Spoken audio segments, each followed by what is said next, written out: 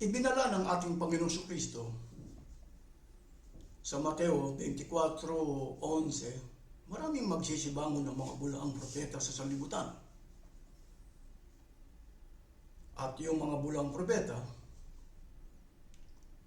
ay magpapakunwari na waring ministro ng katwiran. Kung babasahin po natin sa 2 Korinto 11:13, 14, 15, kinakailangan po sa unang 1:4-1 inyong subukin.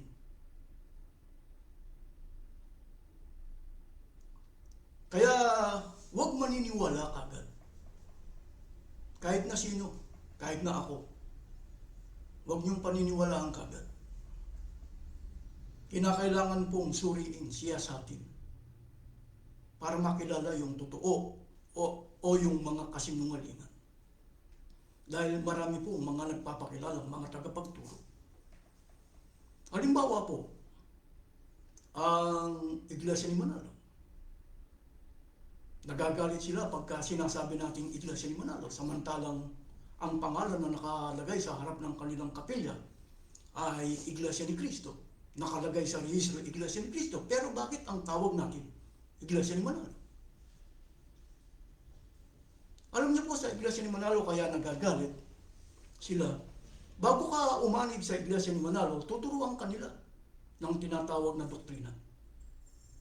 At ang utos, ang isa sa mga ipinabuutos nila, na huwag silang tawaging Iglesia ni Manalo. Kaya kapag tinatawag natin silang Iglesia ni Manalo, nagagalit sila. Pero dahil sa marami pong nagsisiyasat, unti-unti pong nawawala yung galit. Kinagugulat ng karamihan. Bakit Iglesia ni Manalo? Alam niyo po, sa Iglesia ni Manalo, meron po akong narito sa blackboard. Si Manalo po, ang tinutukoy ko pong si Manalo, yung Peranio G. Manalo, yung anak ni Felix Y. Manalo. Nagbuo po siya ang tinatawag na chart administration. Ang chart administration, kaya nagpapakilala siyang executive minister. Gumagawa po sila ng administrative rules. Tingnan nyo yung administrative rules, gawa ng chart administration. Ito po yung mga tao. Ito pong mga taong ito, yung chart administration, gumagawa po sila ng administrative rules.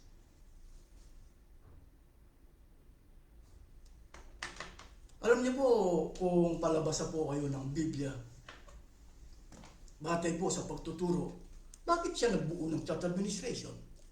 Administrative rules. Alam niyo po, kung babasahin natin ng Biblia, hindi na po bagong bagay yan. Ang babasahin ko po sa inyo, aklat po ng Marcos, Kapitulo 10, talatang 42. Pasilin po ninyo kung anong nakalagay dito sa Marcos Kapitulo 10, talatang 42. Kaya't pinalapit sila ni Jesus at sinabi, alam ninyo na ang mga itinuturing na pinuno ng mga hentil ay siyang pinapanginoon at ang mga dinadakila ay siyang nasusunod. Yung pong ginawa ni Manalo na chart administration o nagbuo po sila ng chart administration para gumawa ng admin, hindi na po bagong bagay yun. Kasi gusto nilang mapasunod yung mga tao sa kanila. Kailangan po susunod yung mga tao sa tinatawag na chart administration sa pamamagitan po ng administrative rules.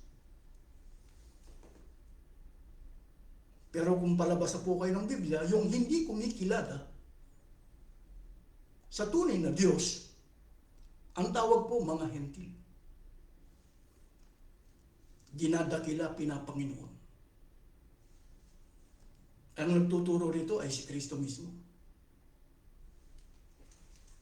Kung nagpapakilala kang Iglesia ni Cristo, meron ka bang susundin na administrative rules? Mas maganda po ang pasasagutin natin ng Iglesia ni Manalo. Kung magpapakilala kang Iglesia ni Cristo, meron ka bang susundin na administrative rules? Batay na rin sa pagtuturo ng Iglesia ni Manalo sa pasugong ito, pakinggan po ninyo. Ganito ang ating matutunghayan. Ang pasugong ito, gawa noong January hanggang March 1994,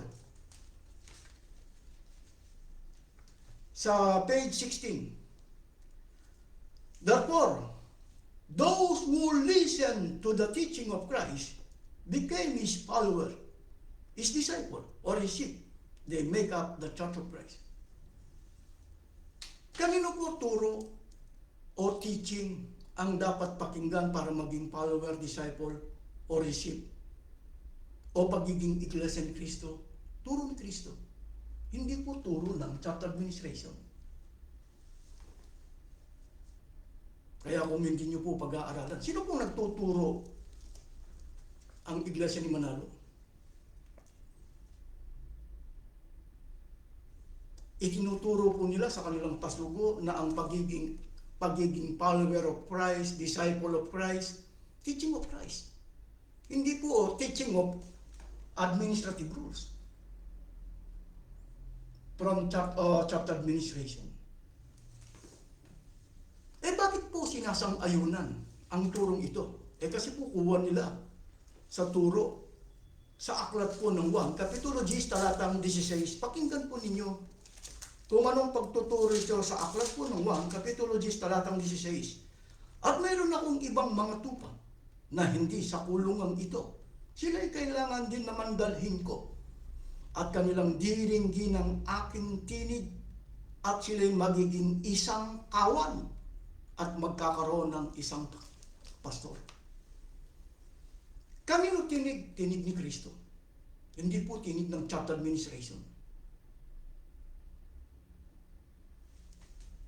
Batay na rin po sa pagtuturo ng Iglesia. The teaching of Christ. Kanino po ba turo yung turong itinuturo ni Kristo? Kanya po ba? Si Kristo po ba bilang ulo, bilang tagapagligtas, bilang Panginoon? Kanino turo yung turong itinuturo niya? Batay niya rin kay Kristo. Ganito po ang ating matutunghayan, aklat po ng 1, 7:16, pakinggan po ninyo. Sinagot na sila ni Jesus at sinabi, ang turo ko ay hindi akin, kundi doon sa nagsugo sa akin. Sa tunay na iglesia na pag-aari ni Kristo, alimbawa si Kristo, lalo pong walang lalabas na doon sa disciple, follower, o sa mga member na gagawa o magbubuo ng church administration. Wala po yan. Dito po sa iglesia na pag-aari ni Kristo, kung si Kristo mismo ang ulo, saan manggagaling yung utos sa Diyos?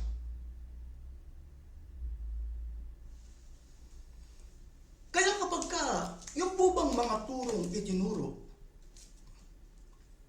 na kailangan natin saklip, mas maganda po bigla ng pasasagutin natin.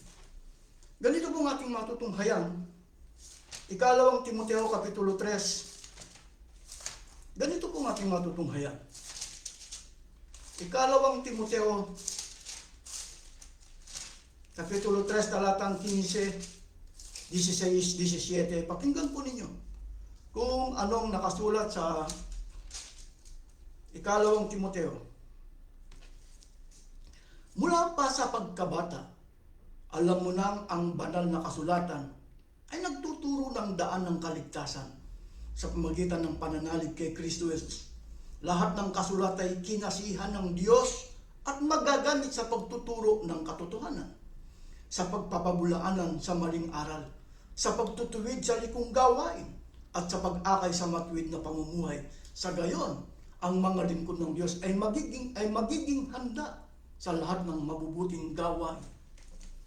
Ang mga banal na kasulatan na isinulat, kailangan pa ba ang administrative rules? Ibig sabihin, pwede po bang dagdagan ng administrative rules?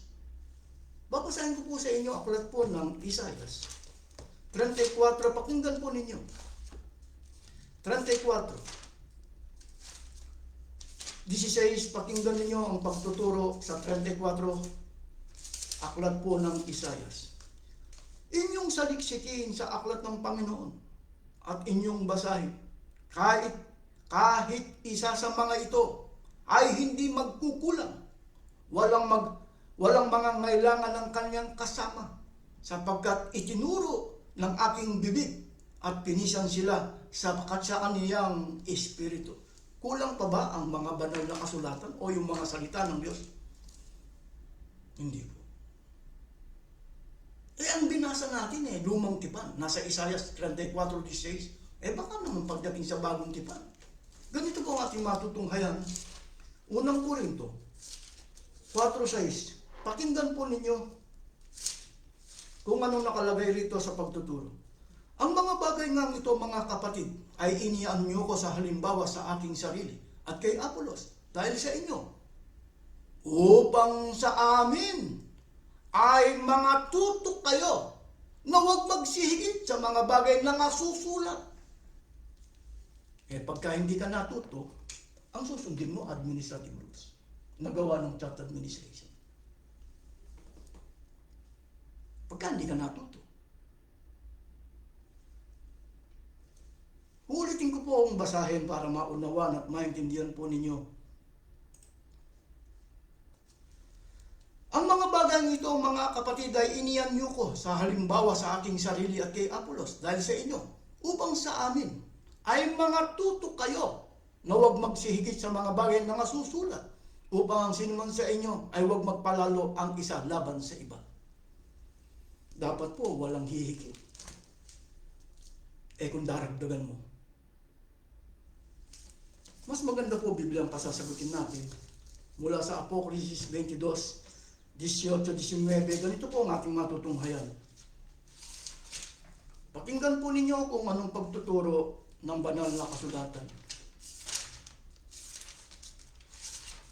18-19. Aking binabalaan ang bawat na taong nakikinig sa mga salita ng propesya ng aklat na ito. Kung ang sino man ay magdagdag sa mga ito, idaragdag sa kanya ang Diyos ng mga salot na nakasulat sa aklat na ito. Ang mga salita ng Diyos po ba, kailangan pa ba ang administrative rules na gawa ng church administration? Si Manalo po kasi, hindi naman po niya dinagdagan Hindi naman po niya dinagdagan, kundi pinalitan. Dati po kasi ang paniniwala ng Iglesia ni Manalo, ito po, God rules forever. Ano po ang nakikita ninyo? Magkatulad po ba yung God rules tsaka administrative rules? Hindi naging forever dahil nagkaroon ng administrative rules baka meron nagtatanong o magtatanong. Saan mababasa yung administrative rules? Kasi po, ang paniniwala ng Iglesia ni Manalo, hindi naman administrative rules kundi mga pasya ng pangangasiwa. Yun po ang bukang bibig nila. Wala naman tayong matibay na ebidensya doon sa termino mga pasya ng pangangasiwa. Wala tayong dyan. Wala tayong mababasa. At wala akong makikita sa mga pasugo ng mga pasya ng pangangasiwa. Mga tuntunin ng pangangasiwa lang. Ano mababasa natin? Narito po ang isang pasugo kung saan po mababasa yung administrative rules. Ganito po ang ating matutunghayan. Unity with the church administration, pero whom we Puentes ang nagturo. Ang pasugong ito issue noong January hanggang February 1991. Ang title, Unity with the Church Administration. In no way should these administrative rules of the church contradict the doctrines of Holy Scripture, lest the very purpose of commissioning the church administration would have been defeated. Nagbuo po sila ng church administration para gumawa ng administrative rules. Pero dito, ipinakikilala nila na hindi daw kontra sa Biblia. Kung matalino po kayo, binasa ko na kanina, Isaiah 34:16, hindi na po kulang ang Biblia. Binasa ko kanina, unang Korinto 4:6, huwag magsihigit sa mga bagay na masusulat. Ang binasa ko po pasugo ng Iglesia ni Manalo. Hindi kaya ko kontra sa isang pasugo. Ganito po ang ating matutunghayan sa isang pasugo ng Iglesia. Ito po yung pasugo. Tapos ito po, dito ko po mababasa yung administrative rules. Dito.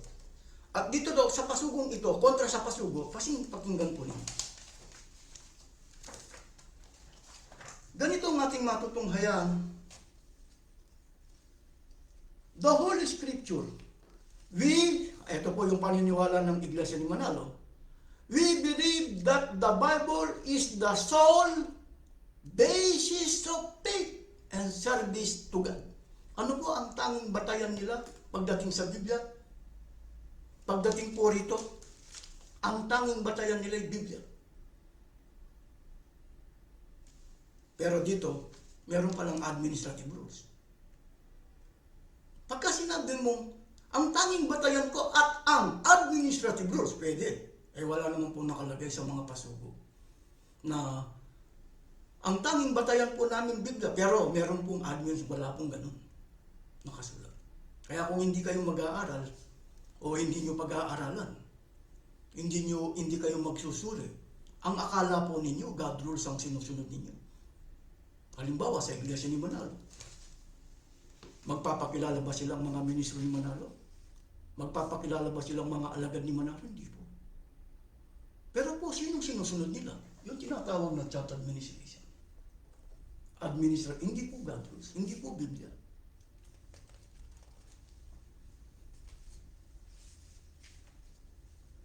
Kaya kapag hindi nyo po binantayan ang pagtuturo ng bawat isa, halimbawa, yung pagtuturo ko, bantayan nyo. Kaya ang Iglesia ni Manalo, hindi naman po makaporma dahil wala po silang nakikitang pagtuturo na alam nilang labag sa Biblia. Kaya ganyan po silang tumitigil. Yung pong ginawa ni Manalo na, halimbawa, ito po, dati po kasi ang paniniwala ng Iglesia ni Manalo, God rules. Hindi lamang po God rules forever pa yung palang forever, hindi pala totoong forever dahil papalitan nila ng yung pong pagtuturong yan hindi na po bagong bagay pagdating sa Biblia. Ang babasahin ko po sa inyo ay isang hula na natupad sa Iglesia ni Manalo sa magitan po ng Isaias 24:5. Ganito po ang ating matutunghayan. 24:5. Ang lupa naman ay nadumhan sa ilalim ng mga nandoon, sapagkat kanilang sinalangsang ang kautusan. Ano po ang sinalangsang nila? Yung kautusan. Kung tawagin nila God rules. Ano pong ginawa nila? Sinalangsang. Nagbuo sila ng church administration para gumawa ng administrative rules. Tuloy natin ang pagbabasa. Ang lupa naman ay nadumhan sa ilalim ng mga nandoon sapagkat kanilang sinalangsang ang kautusan. Binago ang alituntunin. Sinira ang walang hanggang tipan. Nang baguhin nila ang kautusan, anong tawag ng Diyos sa kanila? 15:16. Kaya't luwalhatiin ninyo ang Panginoon sa silanganan, sa makatimbagayang pangalan ng Panginoon ng Diyos ng Israel, sa mga pulo ng dagat. Mula sa kaduludulong bahagi ng lupa ay nakarinig kami ng mga awit, kalwalhatian sa matuwid. Ngunit aking sinabi, namamatay ako, namamayat ako sa abako. Ang mga manggagawang taksil ay nagsisigaw may kataksilan. Oo, ang mga manggagawang taksil ay nagsisigawa na may lubang kataksilan. Sila po kasi nagpapakilalang sila daw po yung ministro ni Kristo. Ang sinusunod pala nila yung tinatawag na church administration. Yung church administration gumagawa po ng administrative rules. Saan lumulugar kung kasi po ayaw nilang tanggapin na sila Iglesia ni Manalo, ipinipilit nila na sila Iglesia ni Kristo. Saan lumulugar si Manalo? Kasi po sa tunay na Iglesia ni Kristo, sa Diyos galing ang utos. Kung babasahin mo sa Deuteronomio 12:32, si Kristo bilang ulo, hindi siya gumagawa ng utos. Lalo na yung nasa iglesia. Kasi po yung iglesia, sa ibang termino ng iglesia, mga alagad. Yung mga alagad wala pong gagawa o wala magbubuo ng church administration para gumawa ng, pwede po bang maging ministro sa loob ng tunay na iglesia na pag-aari ni Kristo? Pwede. Ganito po ang ating matutunghayan, aklat po ng Kolosas. 1:25, pakinggan po ninyo. Na ako'y ginawang ministro nito, ayon sa pamamahala na mula sa Diyos, na ibinigay sa akin para sa inyo, upang maipahayag ang salita ng Diyos. Pwede po bang maging ministro sa loob ng tunay na iglesia na pag-aari ni Kristo? Pwede. Magtuturo ka lang kung anong turo ng Diyos. Wala kang karapatan na mag-create ng chapter administration para gumawa ng administrative rules. Wala.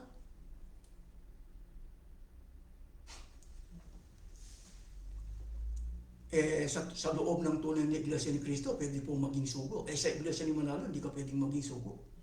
Bakit? Sa iglesia ni Manalo, ang huling sugo po nila ay si Perchway Manalo.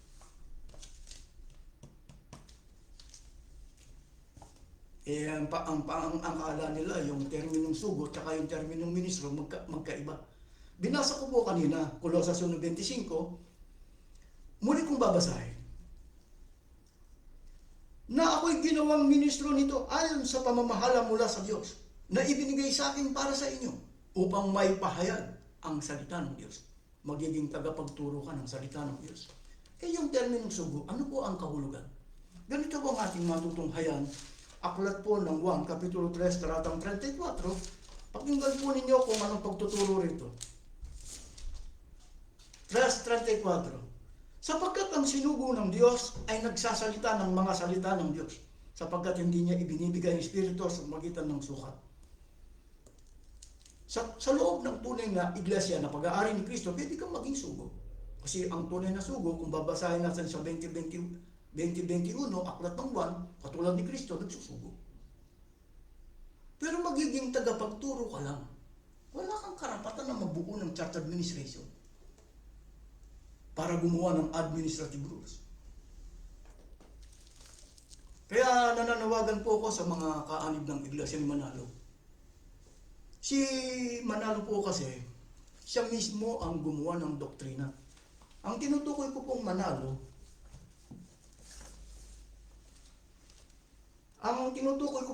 ay si Perangi Manalo.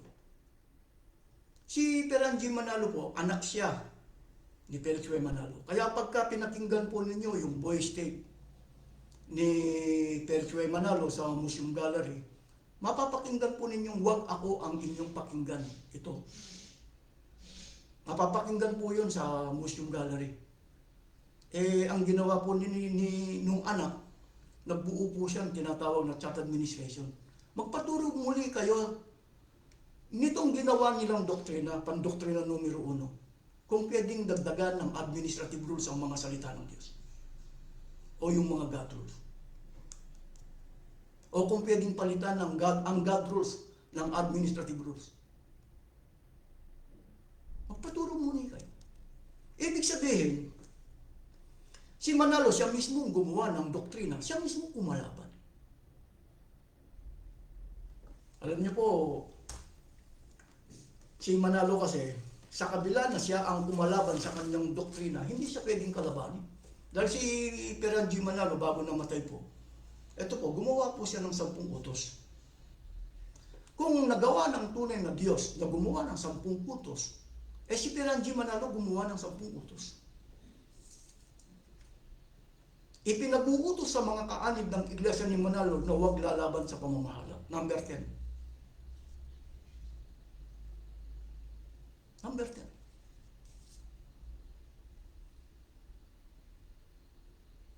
Kung nagawa ng tunay na Diyos na gumawa ng 10 utos na ipinakilala sa bayang Israel, si Manalo gumawa ng 10 utos. Huwag lalaban sa pamamahala. Pero sa tunay na iglesia ni Kristo, pwedeng kalabanin ang mga tagapagturo. Pero kailan? Pagdating sa Biblia, sa 10 utos, hindi pwedeng kalabanin si Manalo. Pero pagdating po sa Biblia, pwedeng kalabanin ang mga tunay na tagapagturo. Pero kailan? Ang babasahin ko po sa inyo, aklat po ng Galatia, Kapitulo 1, talatang 8 hanggang 9. Kasi po ang 9 hindi ganong ginagamit. Datapot kahimat kami o isang anghel na mula sa langit Ang mangaral sa inyo ng anumang ebanghelyo na iba sa aming ipinangangaral sa inyo ay matakwil. 9. Ayon sa aming sinabi ng una, ay muling gayon ang aking sinasabi ngayon. Papansinin po ninyo ito pong pasugo ng Iglesia ni Manalo.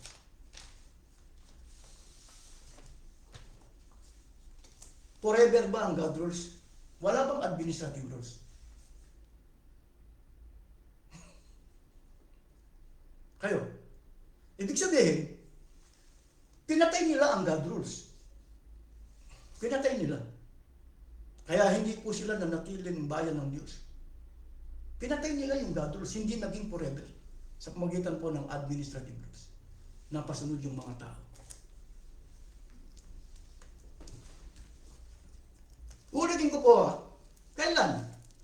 Galasal 1:8 hanggang 9. Datapot kahimat kami o isang anghel na mula sa langit, ang mangaral sa inyo ng anumang ebanghelyo na iba sa aming ipinangangaral sa inyo ay matakwil, anghel man, apostol man. Kapag ka ang turo niya, kinalaban niya, magpaturo po kayo ng pandoktrina numero 1 sa Iglesia ni Manalo. Magpaturo po kayo ng pandoktrina numero 19. Kung ang source of income ng Iglesia ni Manalo nananatiling voluntary contribution, magpaturo po kayo. Kaya ang mga ministro ni Manalo, alam niyo po yung ginagawa natin ito, mabigat po to. Ito pong paglalantad natin. Pero, nung nakaraang linggo po, ako ay naging 61. Sa Pilipinas po, sa ginagawa po natin ito, 24 hours lang ang buhay ko. Dahil matindi po ang galit ng Iglesia ni Manalo. Kaya ako nagpapasalamat sa Diyos. Nakarating po ako ng 61. Pero nandito po ako sa Italia. Kaya natutuwa ako na, pero hindi pa po ako pensyonado Baka akala ng iba pensyonado na ako 61. Kasi po sa Pilipinas, 60, magpe-pension ka na sa SSS, kung saan, dito po 67 sa Italia. Kaya 6 na taon pa. Kaya nung mga nakaraang araw, hindi po ako nakapag-live dahil nakiusap po yung agency namin na kailangan nila ako sa trabaho. Kaya kasi hanggang 22. Broken hour yung pasok ko, kaya hindi po ako nakakapag-live lalo na sa YouTube channel ko. Nung lampas ng 22, 23, yung computer naman nasira. Kaya bumili ako ng second hand. Hindi ko naman mailagay yung webcam. Ngayon nailagay na noong linggo. Kaya muli po akong nagla-live. Kaya pasensya na po dun sa mga, lalo na sa mga kaanib ng Iglesia ni Manalo na bakit daw, kasi tinatanong nila ako, bakit daw hindi ako mag-live araw-araw.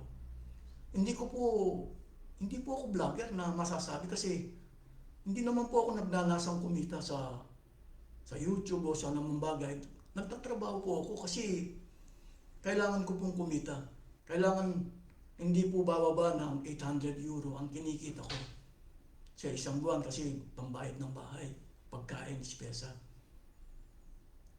At siyempre alam nyo naman po yung nawala ako dun sa isang pwesto na 6 years na pinagtrabahuan ko, kailangan ko po kasing maghanap ng pwesto. Ang problema, itong agency wala po mapagpupwestuhan. Kaya broken hour po yung ibinibigay kung saan ako dadalhin o dinadala. Kaya nagtatrabaho po ako.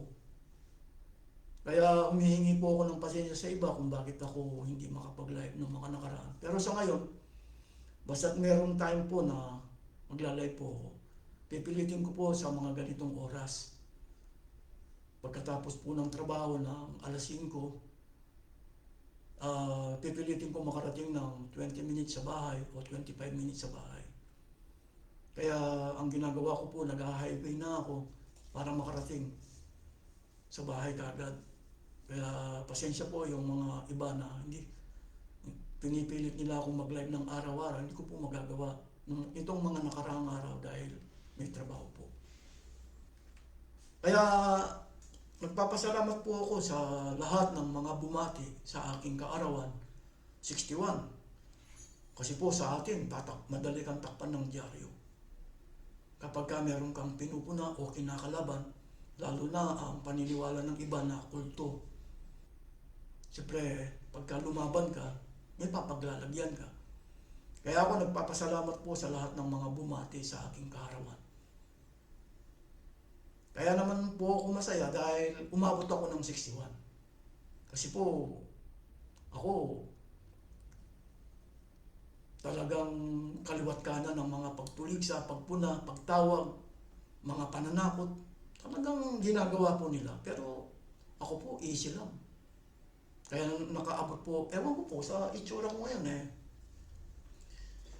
61 na po. At saka, ang akala po ng iba na hindi po natin kayang humarap sa mga ministro ni Manalo na debate o diskusyon, kaya po natin. Pero kinakailangan po, mas maganda, subukan natin Kaya po ang Iglesia ni Manalo, sa kabila po na ang pangalan nila, Iglesia ni Cristo, hindi nila pwedeng sabihin sa akin na Iglesia ni Cristo sila na pag-aari ni Cristo. Bunga po ng tinatawag na administrative rules. Alam niyo po, kung pag-aaralan ninyo yung administrative rules ni Manalo, kaya ipinakikilala nilang administrative rules, kung tutuusin po, nakasulat din sa Biblia. Kaya lang hindi ipinapagawa ni Cristo. 1 Kapitulo 10, talatang 12-13. Itinuro na nga ni Cristo para hindi mo na dapat gawin. Ginawa po ng Iglesia ni Manalo. Nagpaupa po sila. Kaya ang pag-aaral sa pagkaministro sa Iglesia ni Manalo, meron pong bayad. Meron pong bayad. Kung tawagin po nila BEM, Bachelor Evangelical Ministry. Kaya ipinakikilala po nilang administrative rules. Imbes na ito ang 1 Kapitulo 10 talat, marami pong magre-react. Ang pangalawa pong administrative rules ng Iglesia ni Manalo, yung pagninegosyo ng pasugo. Ikalawang Korinto 2:17 to the English version, itinuro na nga ni Pablo sa dako ng mga hentil na ang gumagawa ng pagninegosyo ng pasugo, yung hindi tunay na Iglesia ni Cristo. Kaya ipinakilala ni Apostol Pablo, hindi kami kagaya ng karamihan.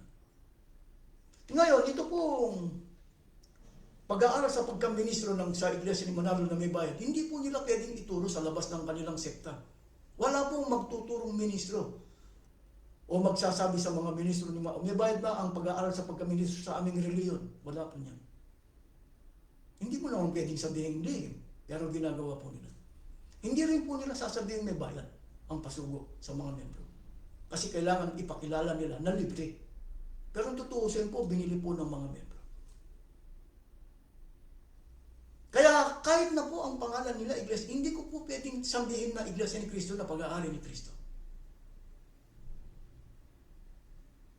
Kasi naging manggagawang taksil sila. Kaya kailangan silang, mas maganda po biglang pasasagutin natin, mula po sa Jeremias 6:22, ganito ang ating matutunghayan kung bakit puro Iglesia ni Manalo ang ating pinupuna. Tinatanong po yan ng iba't ibang reliyon o sekta o mga nagtatanong. Jeremias 6:22. Ganito ang sabi ng Panginoon, narito ang isang bayan ay magbumula sa hilagaang lupain. Ito po yung itinuturo ko. At isang dakilang bansa ay pupukawin mula sa mga kaduluduluhang bahagi ng lupa. Kailangan po silang pukawin. Pukawin, gigisingin. Dahil ang sinusunod po nila, hindi po God rules. Hindi po mga salita ng Diyos. Administrative rules. Nagawa ng church administration. Kaya tinuturuan silang huwag lalaban sa pamamahala.